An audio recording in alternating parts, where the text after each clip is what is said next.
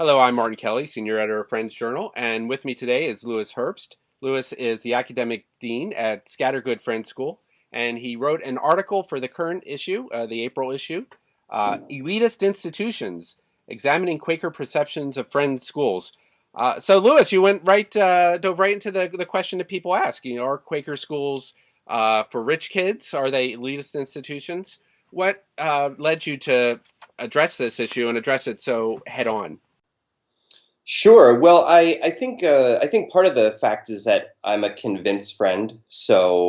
Um, I grew up Catholic and came into the Friends religion as a bit of an outsider, and like most people, was introduced through school, through Friends schools, and so I may have a different viewpoint of Friends schools than people that have grown up in them their whole lives or have been Quakers their whole lives.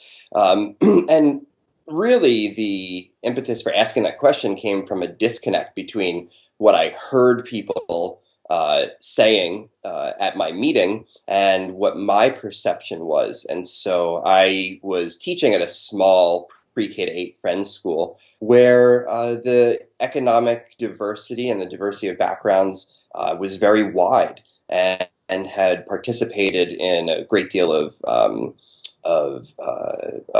activities through the Friends Council on Education, and noticed that the mission of Friends schools were very wide. So hearing and reading about Quakers putting Friends schools into this large bucket of being a rich kid's school was sort of interesting to me. So I wanted to ask more questions about what actually was the mission of Friends schools in general. And at the same time, I had been asking that question within my quarter, within Abington Yearly Meeting, asking, when people come to Friends meetings, they want to know, what is it that you guys believe in? And of course, we've heard all the debate about that within Philadelphia Yearly Meeting in general, and should we even be making those kinds of statements? But to initiate people into a culture, individuals want some blanket statements. They want to be able to grasp things in really easy ways. So that's kind of how it started with asking that question of what in general is a Friends school mission, and where do we differ, and what does that look like? Hmm. Well, there's probably a lot of diversity, I assume, within Friends schools. What are some of the kind of common missions that you think Friends schools today have, and how do they relate to perhaps the larger educational landscape? Sure. Well, maybe it's helpful to start with the uniting mission, and I see the uniting mission of Friends schools as being the uniting mission of Quakers in general, which is to see a light inside everyone, and whether you call that light God, or whether you call that light our consciousness, I think that can vary. But I think every Friends school is teaching children to be conscious observers of our world and conscious consumers of information. And I think in general, Friends schools are more process oriented than product oriented. Now, within that general mission, in my article, I outline several different submissions that have evolved, I believe, through reactions to what the educational needs were of the time.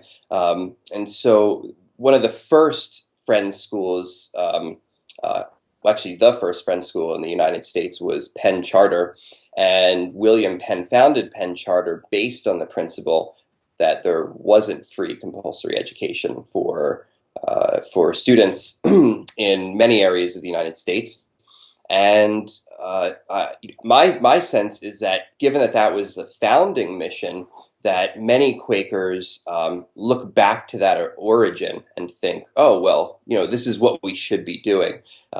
However, in order to really be relevant, you have to stay responsive to the times. So I outline in my article several different evolutions. Scattergood Friends School, where I'm currently employed and working as the academic dean, was a school that was separated from Philadelphia, which was and still remains the hub of Quaker thought and Quaker energy. And that school ended up forming an identity that was really insular and wanted to nurture Friends' mission and religion. And so that school has evolved even now. So now we have some of the same practices in place, but of course the mission is almost entirely different at this point. Same thing with Carolina Friends School, right? They come around in the 60s, and they coined their mission as being one of the first racially integrated schools in the South. So and then in the 1980s, when it becomes really relevant to, I wouldn't say becomes relevant, it's always been relevant to think about students' learning differences, but when we begin to have more of an ability to diagnose different learning differences, Horsham Friends School pops up and becomes a responsive institution for serving the needs of diverse learners.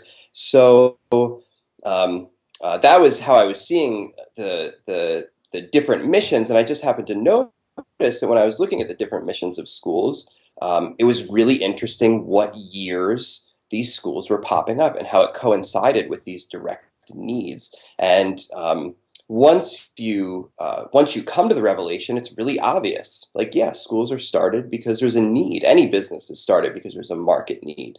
And so I found that to be really fascinating and explained to me the difference in missions and where those missions came from, and to me completely connected it with the fact that Friends in general have a service mission, and so these schools' mission was to serve and still is today. Sure. So, what are there any missions that are going unserved today in the larger educational landscape? What would the next generation of Friends Schools mission? What might that look like? Do you see any gaps out there? Sure. Well, that's a really difficult question. There are, I think it's hard to separate what are the flavors of the month in education from what are enduring qualities and practices. So, um, I think like any trend that evolves every 10 years, you hear about things coming around and around and around, like, the whole debate over red wine. Oh, red wine, we shouldn't drink it. Now we should. Um, so, my sense is that recently there's been a lot of talk about resiliency and grit and how do we plunge students into wrestling with these really difficult skills and concepts so that they form resilience.